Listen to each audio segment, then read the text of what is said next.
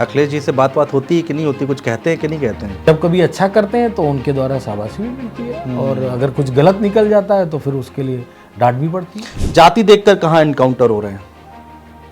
ये तो योगी आदित्यनाथ से पूछना चाहिए। और योगी आदित्यनाथ तो यादवों से उनको सख्त नफरत है। किसी महंत को, साधु को इतना वोकल होते हुए सुना आपने क्या? इतना एग्रेसिव होते हुए सुना? कैसे विपरीत विचारधारा के लोगों को मारा जाए, और वो सिर्फ एक कुख्यात मुख्यमंत्री कर सकता है। क्योंकि योगी आदित्यनाथ जी खुद अपने आप में एक पूरी तरीके से जो उन पे आरोप हैं, जो मुकदमे हैं, वो एक पूरा गैंग के रूप में है। वो जिनको नहीं पसंद करते वो मर जाते हैं। जब आपकी सरकार थी तो सभी थानों में यादव लोग तैनात कर दिए जाते थे।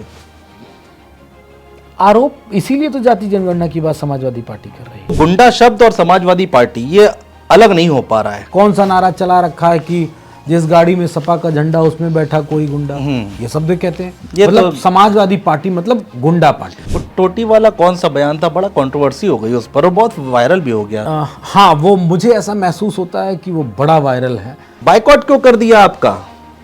मैं भी ये सोच रहा हूँ। भारत एक खोज की तरह, हाँ। भारत एक सोच की तरह, दो विषयों के बाद मनोज यादव बाइकाट क्यों, ये मैं भी सोचता हूँ। हाँ। जो मेरे वीडियोस वायरल होते हैं वो अगेंस्ट बीजेपी वायरल होते हैं। लेकिन आज ही मैं देख रहा था तो उसमें आपने किसी को बोल दिया वो चुसा हुआ आम है आप। अच्छा, तो कोई ऑथर बैठ के चैनल पे मेरे बाल के कलर की डाई पे सवाल करेगा? बीजेपी वाले से गोवा की स्पेलिंग पूछी जाती है और मुझसे मेसोपोटामिया की पूछी जाती है। हाँ, तिरुवनंतपुरम की स्पेलिंग पूछी जाती है। बुलडोजर चलना बंद हो गया है, अब तो नहीं चल पाएगा। सुप्रीम कोर्ट के आदेश के बावजूद भी चल रहा है, वीडियोस मैंने देखे। गौरव भाटिया से 36 का आंकड़ा है आपका। मेरा किसी से कोई 36 का आंकड़ा नहीं। तो उनका है आपसे? उन लोगों का मेरे से 36 का आंकड़ा। जब आऊंगा तब और बड़ा बन के आऊंगा। ये बात बीजेपी के लोग ध्यान देकर सुन ले। नमस्कार दोस्तों, भारत एक सोच देख रहे हैं आप। दोस्तों, उत्तर प्रदेश की राजनीति आज की डेट में कहां पर खड़ी है? समाजवादी पार्टी आज की डेट में कहां पर खड़ी है?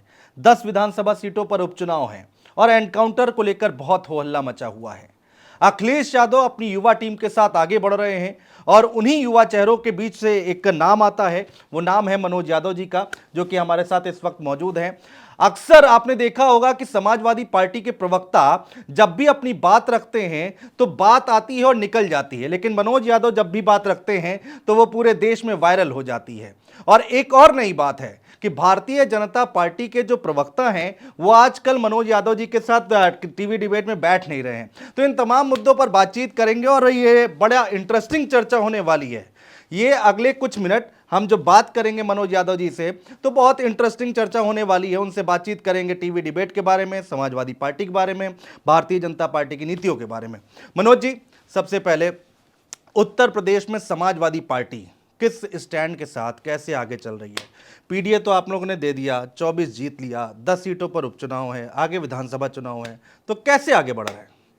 सबसे पहले मैं आपको और आपके चैनल का धन्यवाद दूंगा कि आपने मुझे आमंत्रित किया और तमाम सारी ऐसी बातें विमर्श में आएंगी जो उत्तर प्रदेश की जनता और देश की जनता जानना चाहती है। निश्चय ये एक बड़ा सवाल है कि उत्तर प्रदेश में बीजेपी की बौखलाहट क्यों है इतनी?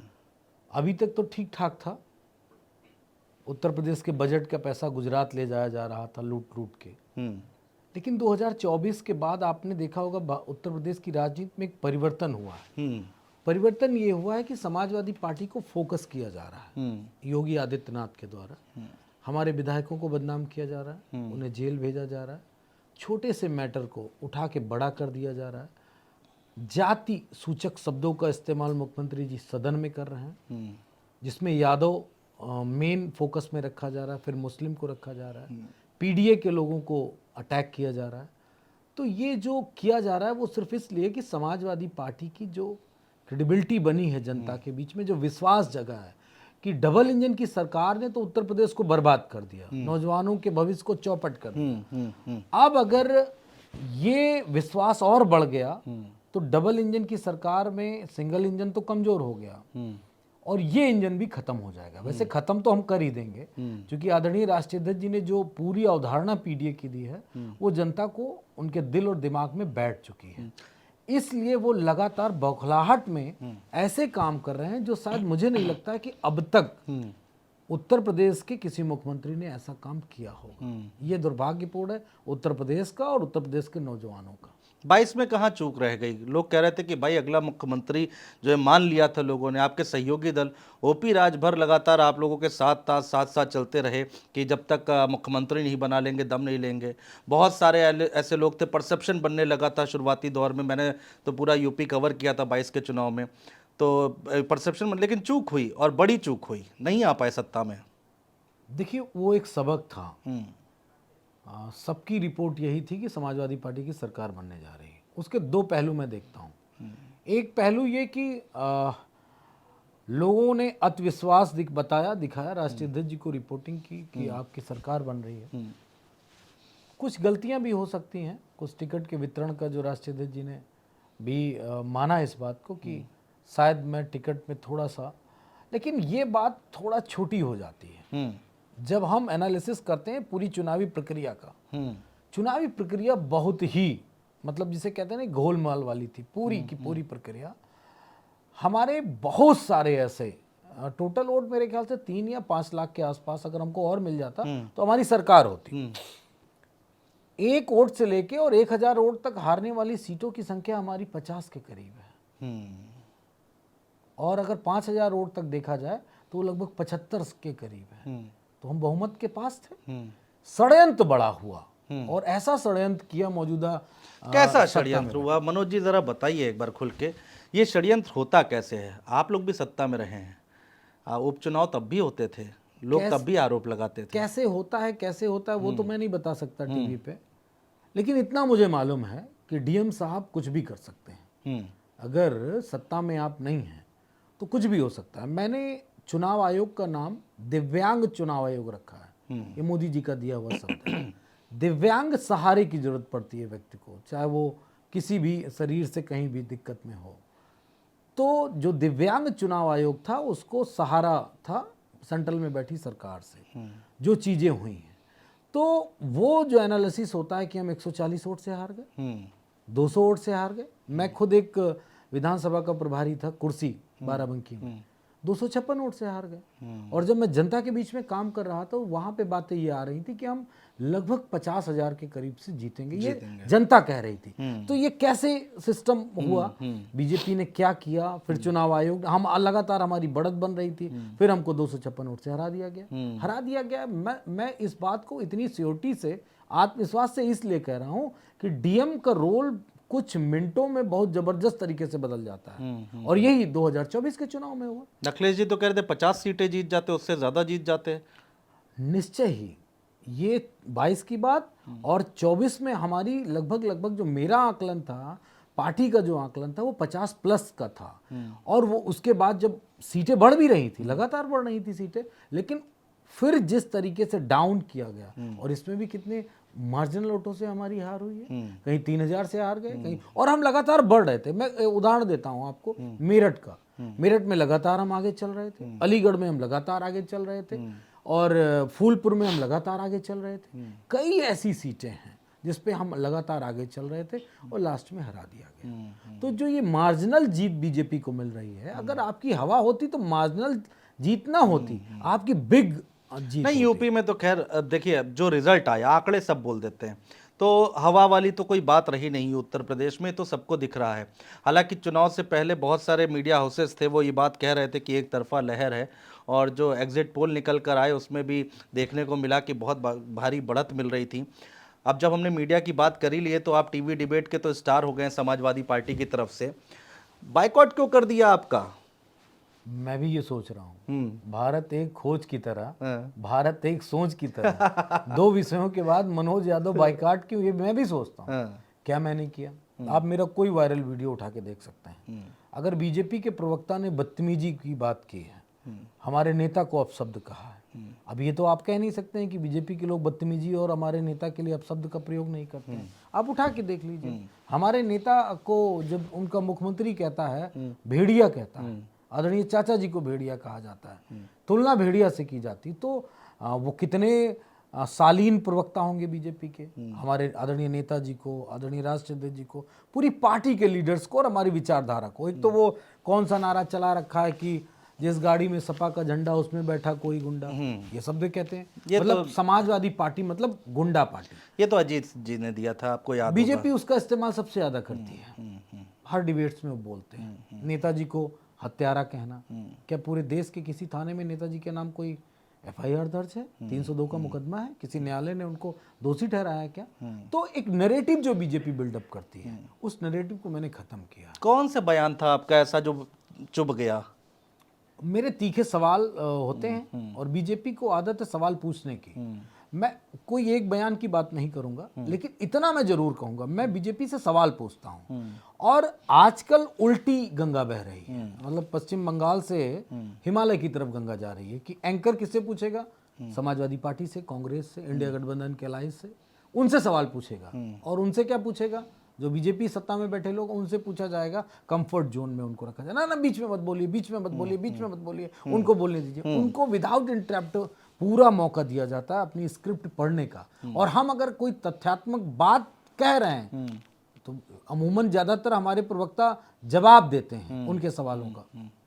मनोज यादव के पास जवाब नहीं है। जवाब हम तब देंगे जब समाजवादी पार्टी की सरकार होगी, तब हमारी जवाबदेही, जो हमारी अकाउंटेबिलिटी, रिस्पॉन्सिबिलिटी जनता ने फिक्स की है जवाबदेही की। अभी हमारी कोई जवाबदेही नहीं, अभी हमारे पास जो है वो सत्ता से सवाल पूछने का है, तो हम सवाल पूछते हैं। इसलिए बीजेपी को चुभता है, क्योंकि उनकी प्रैक्टिस नहीं है। कैसे कोई सवाल हमसे पूछ सकता है? और मेरे सवाल शायद हो सकता है तीखे रहते हैं, और मुझे ये महसूस होता है कि मैं अपने नेता के लिए, मैं अपनी पार्टी के लिए, मैं अपनी विचारधारा के लिए जो पूछता हूं, और जो जनता के सवाल होते हैं वही बातें मैं सरकार से पूछता हूं। उनको उदाहरण चुभते हैं, मेरी बातें चुभती हैं, इसके लिए मेरे पास कोई है नहीं। और मैं कुछ ऐसा कर भी नहीं पाऊंगा कि बीजेपी मुझे बाइकआउट करे या मुझे बीजेपी ना सामने लाए। जब आऊंगा तब और बड़ा बन के आऊंगा। ये बात बीजेपी के लोग ध्यान दे के सुन ले। बड़ा से मेरा अभिप्राय है कि मैं दिन रात प्रैक्टिस कर रहा हूँ, सवाल पूछने की प्रैक्टिस कर रहा हूँ, इनको घेरने की प्रैक्टिस कर रहा हूँ। और अगर मैं ज़्यादा दिन तक बाइकआउट रखा तो इनके लिए और दिक्कत होगी, क्योंकि मेरी पार्टी मेरे लिए फिर कोई और रास्ता चुन लेगी, तब इनके लिए और समस्या होने वाली है। छोड़ेंगे नहीं तब तक जब तक आपकी जवाबदेही जनता ने तय की, सत्ता में बैठे हैं। वो टोटी वाला कौन सा बयान था? बड़ा कंट्रोवर्सी हो गई उस पर और बहुत वायरल भी हो गया। देखिए, हाँ, वो मुझे ऐसा महसूस होता है कि वो बड़ा वायरल है, लोग पसंद करते हैं, उसके नकारात्मक व्यूज़ नहीं है, कमेंट्स नहीं है। और बीजेपी को एक बात और चुभती है, मैं टोटी पे जवाब जरूर दूंगा, एक बात बहुत चुभती है, जो मेरे वीडियोस वायरल होते हैं वो अगेंस्ट बीजेपी वायरल होते हैं।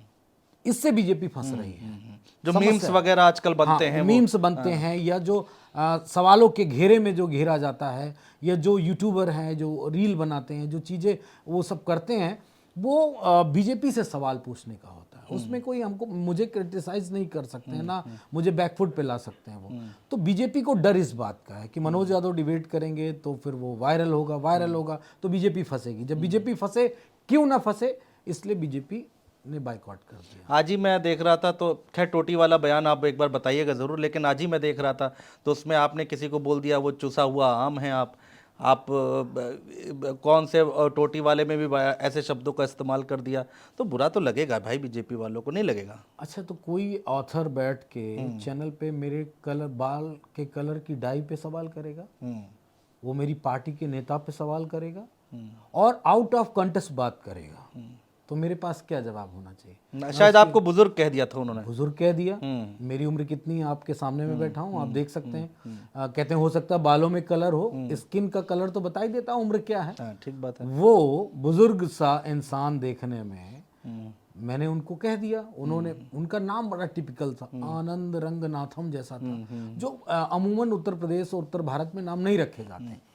तो मैंने कह दिया बड़ा टिपिकल नाम है डॉक्टर साहब का, मुझे लेने में तकलीफ होती है। तो कुछ मैं अटपटा सा उनके लिए नाम में लेने में तकलीफ थी, तो उन्होंने मुझे उल्टा कहा। तो मैंने, अच्छा जब वो बहुत ज़्यादा कहने लगे, गोदरेज की डाई लगा रहे हो, प्रचार करने आए हो, तुम ऑथर हो, तुम्हें तो किसी प्रोडक्ट का नाम नहीं लेना चाहिए। अच्छा, शायद उन्हीं से शायद अभी एक लड़ाई हुई है टीवी डिबेट में, आशुतोष जी की लड़ाई हुई है। बिल्कुल सही, वही है ना? बिल्कुल सही आपने कहा। ये सारे लोग, जब मैं सामने होता हूं तो मेरे ख्याल से इनके सवाल भी बंद हो जाते हैं। झगड़ा ये क्या करेंगे, इनकी हैसियत नहीं है, इनके पास शब्द नहीं है। वो तो ऐसे लोगों को जो सरल हैं, जो पत्रकार हैं, जो थोड़ा सा इतना बहुत एग्रेसिव होकर जवाब नहीं दे सकते, बहुत तैस में नहीं दे सकते, उनको ये टारगेट करते हैं, सॉफ्ट टारगेट ढूंढते हैं। तो मेरे ख्याल से मैं उनके लिए सॉफ्ट टारगेट नहीं हूँ, हार्ड हो जाता हूँ। और सवाल भी जनता के हैं, कोई व्यक्तिगत नहीं है। तो टोटी वाली बात इसलिए कहूँगा कि हमारे राष्ट्रीय अध्यक्ष जी को और हमारी पार्टी को बीजेपी आरएसएस और मृत्युंजय सिंह, जो मुख्यमंत्री योगी आदित्यनाथ के सलाहकार हैं, जो कुछ भी हैं, उन्होंने हमारे नेता की पूरी जितनी भी उनकी छवि थी, एक विकास पुरुष की और एक यंग लीडर की, उसको डिस्ट्रॉय करने की कोशिश की। और अच्छा आप बताइए, एक पार्टी के राष्ट्रीय अध्यक्ष, पूर्व मुख्यमंत्री आदरणीय नेताजी के बेटे, 3 बार वो मुख्यमंत्री रहे, रक्षा मंत्री रहे, उनके पुत्र पे चोरी क्या लगा रहे हो? टोटी चोरी की। इसको कहते हैं कि किसी की पूरी छवि को धूमिल कर दो। मेरे जहन में था, तो वो शब्द इस्तेमाल करते हैं, तो मैंने उन महोदय को रिवर्ट कर दिया, और ऐसा रिवर्ट किया कि वो मेरे ख्याल से भारत का किसी प्रवक्ता के द्वारा कहा गया वक्तव्य जो सबसे ज़्यादा वायरल हुआ है। ये बात मैं इसलिए कह रहा हूँ, बड़े कॉन्फिडेंस के साथ कह रहा हूँ, कि पूरी देश में अगर मैं कहीं जाता हूँ तो मुझसे जो व्यक्ति मिलता है वो ये कहता है कि मैंने आपका वो वाला बयान सुना था जो आपने ऐसे बोला था टोटी को लेके। तो मेरे ख्याल से सही बात थी। अगर वो निगेटिव कॉन्टेक्स्ट में होता या मैंने गलत कहा होता तो शायद वो इतना बड़ा वायरल ना होता। उसके कमेंट अगर आप पढ़ेंगे किसी भी व्यक्ति की, चाहे रील के रूप में हो, फेसबुक पे हो, एक्स पे हो या यूट्यूब पे हो रील के द्वारा, वहाँ पे आपको सकारात्मक मिलेंगे। 80-20 का रहता है। 80% पॉजिटिव मोड में उसको लोग देखते हैं, 20% निगेटिव कॉन्टेक्स्ट में देखते हैं। बीजेपी का सबसे मैम अगर मानूं कि जानना चाह रहा हूं, कोई आपका लगता है कि सबसे बढ़िया प्रवक्ता कोई है बीजेपी में जिसको आप पसंद करते हो? कोई एक नाम लेना चाहेंगे? ये 2 दशक पहले अगर सवाल पूछते तो मेरे शायद जिब्या पे बहुत सारे नाम आते हैं कि बीजेपी में बहुत अच्छे प्रवक्ता हैं, बहुत अच्छे लीडर। और ये बात मैं बड़े ईमानदारी से आपके चैनल पे कह रहा हूँ। मैंने उस बीजेपी को देखा है जब सुषमा स्वराज जी थी, अरुण जेटली जी थे, और वो मुंबई वाले जिनकी हत्या कर दी गई थी, वो नेता थे, और सभी लोग बड़े डिसेंट होके बात करते थे। ठीक है, उनकी आइडियोलॉजी हमेशा से नफरत वाली रही, लेकिन उसके बावजूद एक दायरा मेंटेन कर रखा था नेताओं ने। अटल जी का जो पूरा व्यक्तित्व था उसके समीप घूमता था। लेकिन जो इन लोगों ने जो शुरू किया, तो मैं आज की डेट में किसी का नाम लेने के उसमें नहीं हूँ। और कोई ऐसा नाम ही नहीं है जो आपको पसंद आ रहा हो या फिर स्वभाव अच्छा हो? फोन पे तो बात होती होगी। नहीं, मैं बीजेपी के प्रवक्ताओं से मेरी कोई बात, ना नेताओं से ना प्रवक्ताओं से मेरी ना तो कोई दोस्ती है, ना तो मेरा कोई हालचाल है, और ना मैं पसंद करता हूँ। ये मेरा बिग ऑनेस्टी वाला आंसर है कि मैं बीजेपी के लोगों से दोस्ती नहीं करता। किसी की बात तो समझ में आती होगी कि हाँ ये बात ठीक है, लॉजिक के साथ कर रहे हैं। ऐसा कोई प्रवक्ता नहीं है ही नहीं कोई बीजेपी? मुझे बिल्कुल नहीं लगता। अच्छा, कोई कारण इसके पीछे एक रीजन है जी। जैसे सुधांशु जी के लिए कहा जाता है कि बड़े समझदार और बड़े तार्किक बातें करते हैं, लेकिन बीच में वो यही शब्द लेके आते हैं। उदाहरण तो बड़े अच्छे देते हैं, लेकिन हमारे नेता को, हमारी पार्टी को, हमारी विचारधारा को, और वो इसी जो अजीत सिंह जी वाला जो बात आपने कही, इस तरह के बड़े कॉन्टेस्ट वो डिबेट में इस्तेमाल करते हैं जो झूठ है, बेबुनियाद चीज़ है। तो जो व्यक्ति, मैंने कितनी बड़ी बात कही, हो सकता है थोड़ा सा परीक्षण किया जाए मेरे वक्तव्य का, तो हो सकता है मैं ये मान के चलता हूँ कि हो सकता है थोड़ा सा असंवैधानिक भी कुछ टच करता हो, कुछ शब्द ऐसा करता हो, लेकिन झूठ कुछ नहीं। जो बात कही दिल से कही, सही कही। और अगर बीजेपी पे भी हमला किया तो फैक्ट के साथ मैंने उनको कहा। अगर आप भारत की आज़ादी के पहले देश के साथ गद्दारी कर रहे थे तो वो फैक्ट्स हैं। आज अगर आप पूंजीपतियों के सबसे खास हैं तो खास हैं, उसके उदाहरण हैं। आपने इस देश की जनता के साथ खिलवाड़ किया तो किया, वैक्सीन दी और आपने उनसे पैसे लिए, उसका परीक्षण भी सही से नहीं हुआ, और लोगों की जानें ऐसे जा रही जैसे पानी की बूंद का एक वो बुलबुला बनता है, गिरा और फूट गया। मतलब जिंदगी तो वैसे भी भरोसा नहीं जिंदगी का, लेकिन जिस तरीके से लोग मर रहे हैं ये बीजेपी के ऊपर दोष जाता है। तो वो चीज़ें मैं कहता हूँ, मुझे नहीं लगता कि ऐसी चीज़ मैं कहता हूँ। और किसी एक का नाम मैं नहीं ले पाऊंगा। रियलिटी, और ये मेरा दुर्भाग्य नहीं है कि मैं नाम नहीं ले पा रहा हूँ, ये बीजेपी का दुर्भाग्य है कि नरेंद्र मोदी, अमित शाह ने और योगी आदित्यनाथ ने बीजेपी को कैसा बना दिया कि हम उनके किसी एक प्रवक्ता का नाम नहीं ले सकते हैं। बड़े शालीन से बात करने वाले इनके एक प्रवक्ता हैं, वो कोई जेटली साहब हैं शायद, सुप्रीम कोर्ट के हैं, और बड़ी शालीनता से बात करते हैं, अच्छे से बात करते हैं। एक आध 2-3 बार मेरी डिबेट हुई तो वो भी थोड़ा सा वोकल हो जाते हैं, अगर कोई सवाल ऐसा पूछ लो तो वो फिर दूसरे उसमें चले जाते हैं। लेकिन आज की बीजेपी के पास ऐसा कोई व्यक्ति नहीं है जो सिर्फ और सिर्फ प्रवक्ता के रूप में बदतमीजी करता है, दूसरों के साथ गलत व्यवहार करता है, गलत बातें बोलता है, झूठ बोलता है, और ये सबसे बड़ी बात है जिसलिए मैं नहीं कह सकता। कोई एक एंकर जो पसंद आ रहा हो आपको कि ठीक है दोनों तरफ बैलेंस करके चलना है? मैं भारत के किसी भी चैनल के किसी भी एंकर पे कभी कोई आरोप नहीं लगाता, ये मेरा अपना। अभी थोड़ी देर बाद अभी आपने बोला कि भाई हमसे सवाल किया जाता है, उनसे कहते हैं बैठो बैठो बैठो। ठीक है, वो मुझे अंडरस्टूड है हम्म कि उनकी नौकरी चली जाएगी। कितने सारे ऐसे एंकर हैं बताइए आप, जिन्होंने अगर बीजेपी से हट के थोड़ा सा सवाल पूछा तो उनकी नौकरी चलेगी कि नहीं? अजीत रंजन का नाम ले सकता हूं मैं। पुण्य प्रसून वाजपेयी जी ने कैसे बाबा रामदेव से सवाल पूछ लिया, सरकार को घेर लिया, नौकरी चलेगी कि नहीं चलेगी? मैं इसलिए एंकर्स को बहुत ज़्यादा कुछ नहीं टारगेट करता हूँ। मेरे ख्याल से उन पे दबाव है और वो स्वतंत्र पत्रकारिता करने की उन पे छूट नहीं है, और जो दबाव है वो ये है कि आप विपक्ष से सवाल पूछिए, विपक्ष को ज़्यादा से ज़्यादा डिस्ट्रॉय करिए, उनको जितना डिस्क्रेडिट करेंगे, जितना उनको परेशान करेंगे, घेरिए, तो ठीक है, उनकी ड्यूटी। मैं आपसे बुराई करने के लिए नहीं कह रहा हूँ, मैं तो कह रहा हूँ कि भाई कोई पसंद आता है, समझ में आता है, आपको इतनी टीवी डिबेट में जाते हैं, सब अच्छे हैं। जब मैं किसी की बुराई कर नहीं रहा तो मेरे लिए सारे अच्छे हैं। और मैं जब डिबेट करने जाता हूँ, अगर आप मुझसे सवाल पूछ रहे हैं, मेरा इंटरव्यू कर रहे हैं, तो मैं ये प्रिपेयर होके आया हूँ कि आप मुझसे टिपिकल सवाल पूछेंगे। वो कहते नहीं, हमारे एक कांग्रेस के हैं कि सुरेंद्र राजपूत जी, वो कहते हैं कि मुझसे तो आप बीजेपी से सरल सवाल पूछती, मुझसे कठिन पूछती। स्पेलिंग का हवाला देते कि उनसे गोवा, बीजेपी वाले से गोवा की स्पेलिंग पूछी जाती है और मुझसे मेसोपोटामिया की पूछी जाती है। हाँ, तिरुवनंतपुरम की स्पेलिंग पूछी जाती है। ठीक बात तो वो जो सुरेंद्र जी को फील होता है वो मुझे भी फील होता है, तो मैं प्रिपेयर रहता हूँ। और मैं थोड़ा सा अभिव्यक्त भी समझता हूँ कि पत्रकारों को आज़ादी है कुछ भी पूछने की। ये चौकम्बा जो हमारे देश का पूरा सिस्टम चौथा स्तंभ है, चौथा स्तंभ जो है, उसको ये आज़ादी कुछ भी पूछे।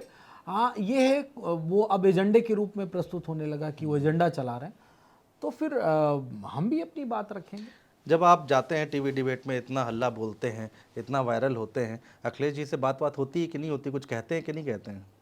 नहीं, राष्ट्रीय जी जब प्रवक्ताओं की मीटिंग होती है तो हमेशा से वो प्रवक्ताओं की मीटिंग में आते हैं, बैठते हैं, हम लोगों को ट्रेनिंग दी जाती है, बताया जाता है, सिखाया जाता है। अच्छा। हाँ, सारी बातें कि हमें मुद्दों पे कभी बैकफुट पे नहीं जाना है, एंकर को भी घेरना है, बीजेपी के प्रवक्ताओं को भी घेरना, वो सारी चीज़ें कही जाती हैं।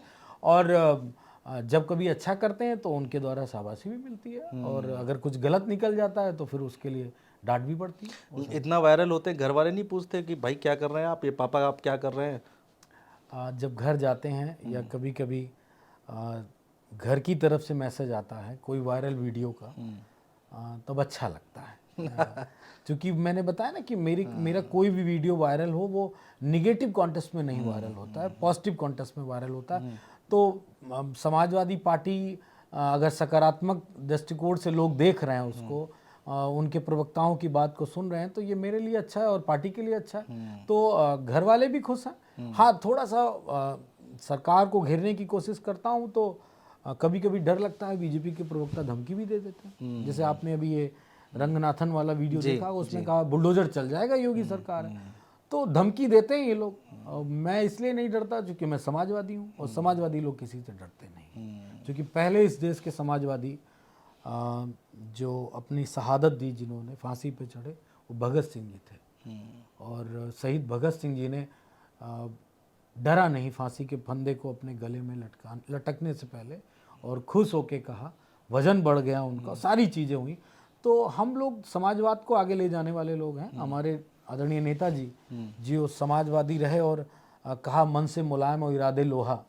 तो वो समाजवादी पार्टी के कार्यकर्ताओं में, प्रवक्ताओं में, नेताओं में बहुतायत में पाई जाती है। और आदरणीय राष्ट्रीय अध्यक्ष जी का सहयोग, सानिध्य और उनके द्वारा जो हम लोगों को सीखने को मिलता है, जो बोलते हैं, जो लड़ते हैं, और मीडिया से भी लड़ते हैं, बीजेपी से भी लड़ते हैं, सब कुछ जब सुनता हूँ तो ऐसा लगता है जो हमारे नेता को अगर किंचित भय नहीं तो भयभीत नहीं होते, तो फिर हम लोग अगर भयभीत होंगे तब तो फिर समाजवाद खत्म हो जाएगा।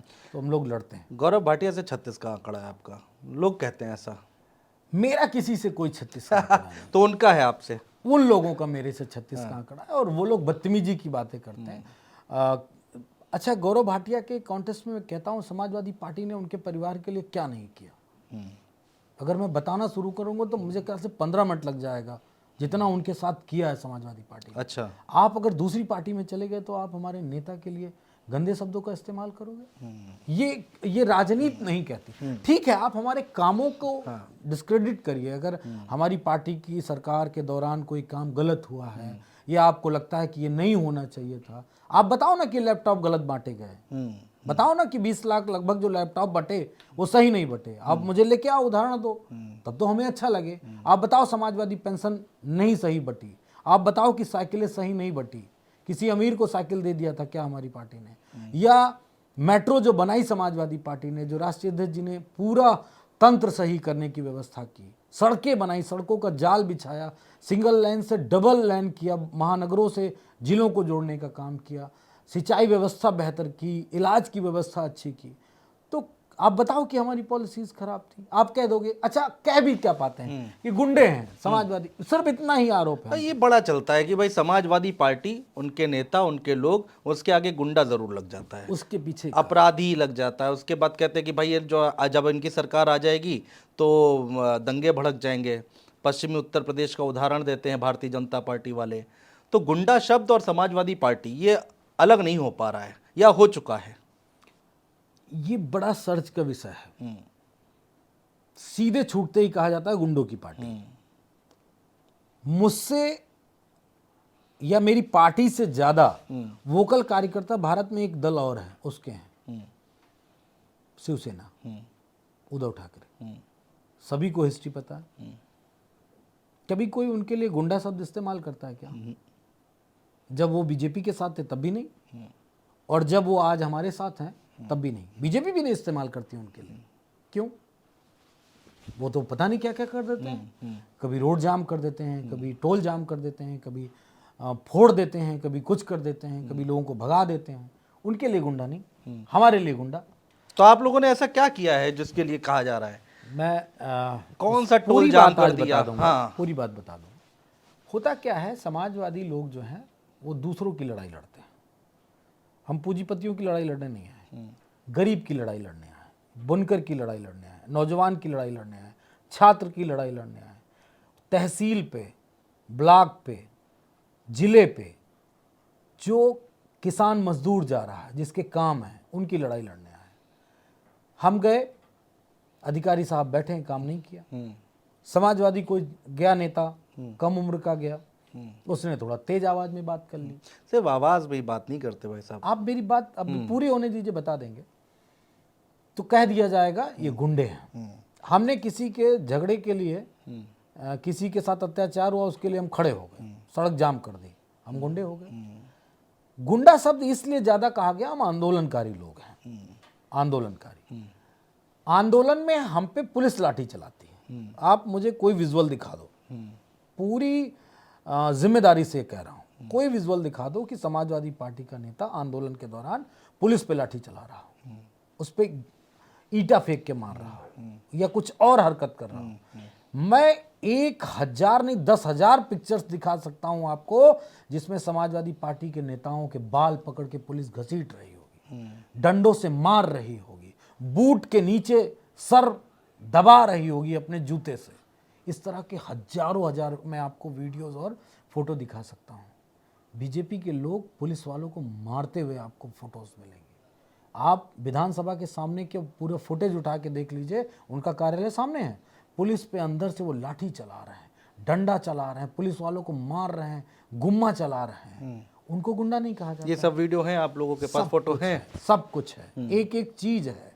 गुंडा इसलिए कहा जाता है कि ये नौजवानों की पार्टी है। अगर इसको बदनाम नहीं किया जाएगा तो ये पीडीए की बात करने वाले लोग हैं, बहुसंख्यक लोगों की बात करने वाले लोग हैं, कमजोरों की, शोषितों की बात करने वाले लोग हैं। अगर इनको नहीं बदनाम किया गया तो जनता का दिल और दिमाग में अगर ये बैठ गए तो ये सत्ता से हटने वाले नहीं हैं। लोग आते हैं तो सिस्टम बनाते हैं सत्ता में, समाजवादी आते हैं तो उत्तर प्रदेश में काम करते हैं। रिज्यूम आदरणीय राष्ट्रीय अध्यक्ष जी का हो, हमारे नेता आदरणीय दुनिया में नहीं रहे मुलायम सिंह जी का हो, और जितने भी समाजवादी सरकारें, जब उनको मौका मिलता है तो वो काम करते हैं, और काम सब दिख रहा है। ये मैं कहूँ तो शायद बेईमानी होगी कि मैं 4 काम गिना दूं आपको। उत्तर प्रदेश उठा के देख लो, अगर सबसे ज़्यादा हॉस्पिटल अगर किसी सरकार ने बनाए हैं तो समाजवादियों ने।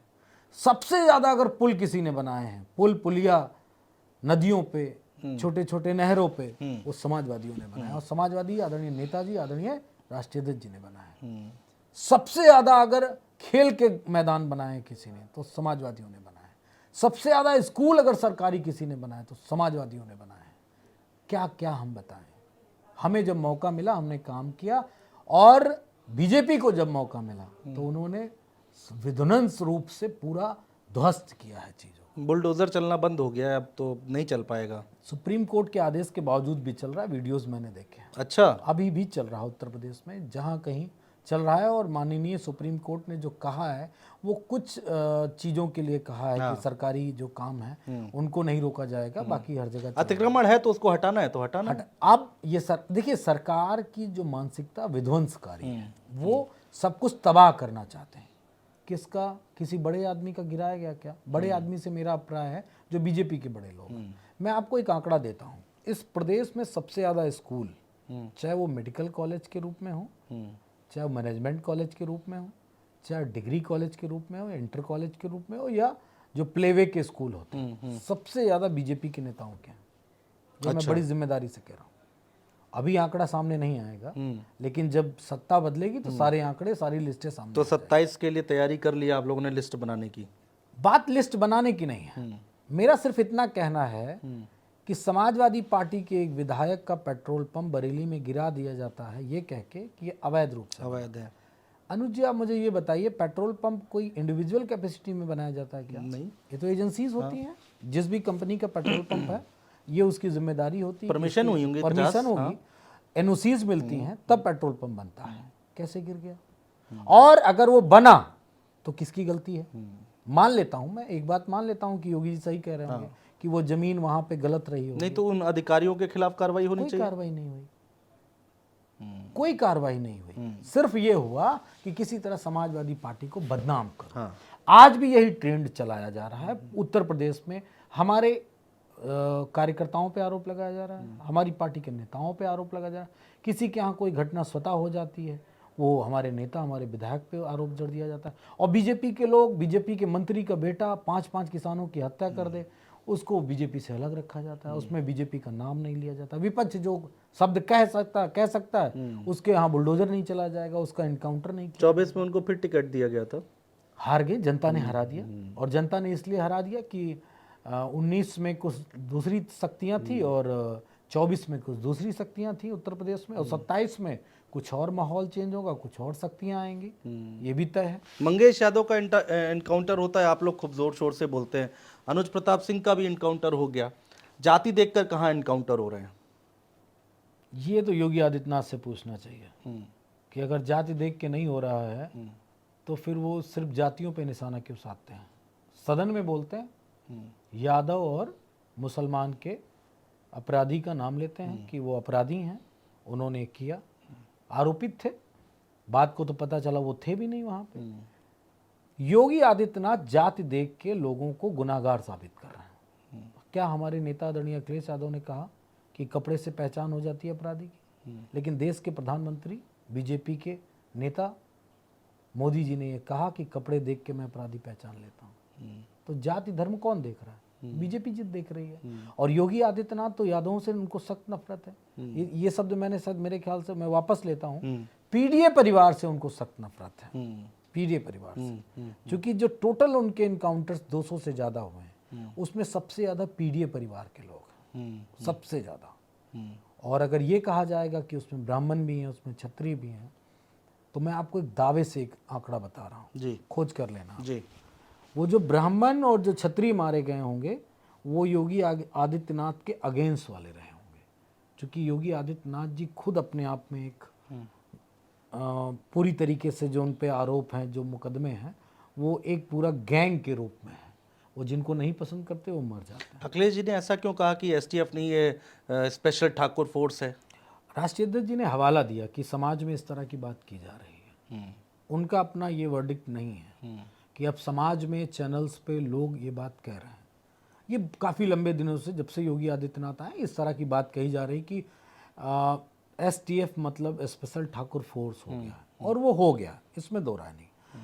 काफ़ी लंबे समय से एसटीएफ के चीफ एक ही आदमी है, काफ़ी लंबे समय से उसमें डीएसपी हैं वो एक ही आदमी है, और वो योगी आदित्यनाथ के जाति के। वो इसलिए हैं कि जो उनकी कारगुजारियां हैं, जो वो सुपारी देते हैं योगी आदित्यनाथ जी, और वो उनके शूटर्स पूरा करते हैं, वो कहीं भेद न खुल जाए। उसमें किसी दूसरे बेहतर आईपीएस को नहीं लगाया जाता है, किसी दूसरे पीपीएस को नहीं लगाया जाता है। मनोज जी, आरोप तो आप लोगों के ऊपर भी लगे कि जब आपकी सरकार थी तो सभी थानों में यादव लोग तैनात कर दिए जाते थे। आरोप इसीलिए तो जाति जनगणना की बात समाजवादी पार्टी कर रही है। हमारी हकदारी होगी नहीं होगी?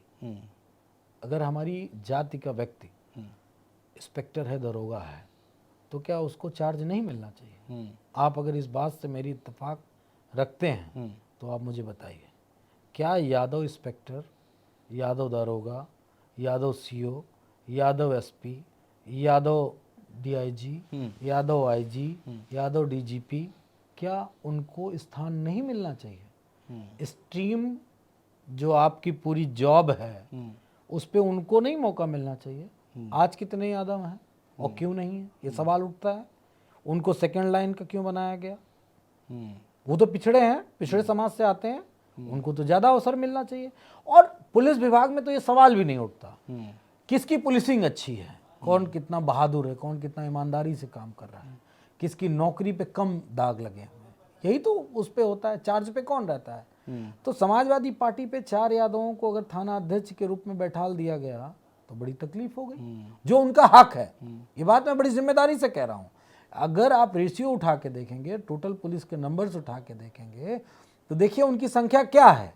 क्या उनकी भर्ती सेकंड अफसर के लिए हुई है क्या? अगर मेरी बात गलत हो तो आप मुझे टोकिए। क्या वो सेकंड अफसर के लिए भर्ती हुए? क्या वो चार्ज पे नहीं रहेंगे क्या?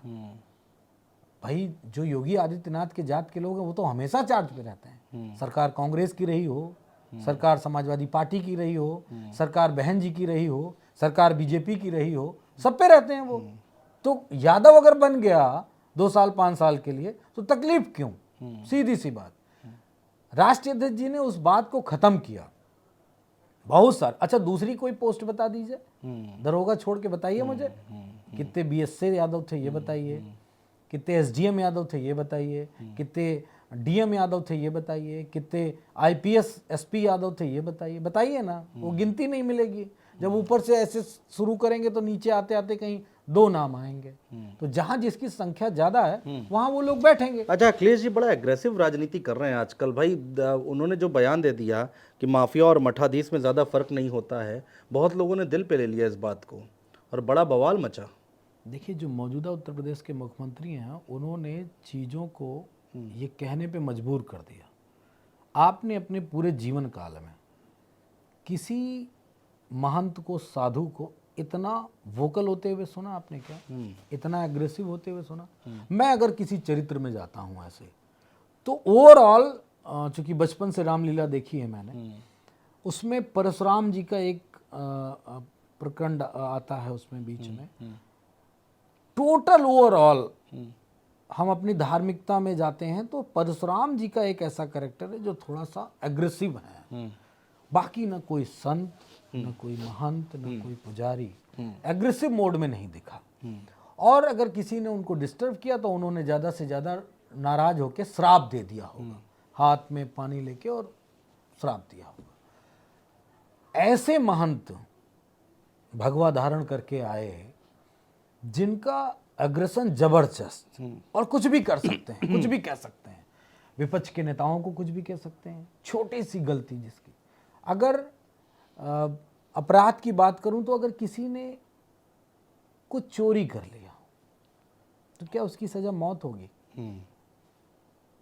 संविधान की या पूरी दुनिया के किसी कानून में, हम उन देशों का भी जिक्र करना चाहेंगे जहां पे संविधान नहीं है, राजतंत्र आज भी है, तमाम सारी ऐसी कंट्रीज है, वहां भी क्या चोरी की सजा मौत है? कोई देश हो तो मुझे उदाहरण आप दे दीजिए। चोरी की सजा जितनी बनती है उतनी होनी चाहिए। बलात्कार की सजा, यहाँ तो कहते हैं कि भाई ये लोग जो है पुलिस वालों पे गोलियां चला रहे थे, जो वर्जन आता है एसटीएफ की तरफ से या पुलिस की तरफ से। एसटीएफ ने टोटल इन 7 सालों में कोई ऐसा मुठभेड़ नहीं किया जिस पे मैं क्लैपिंग कर सकूं। अच्छा। माफिया बहुत हैं, बहुत बड़े बड़े अपराधी हैं, पकड़ के किसी को मार देना बहादुरी नहीं होती है।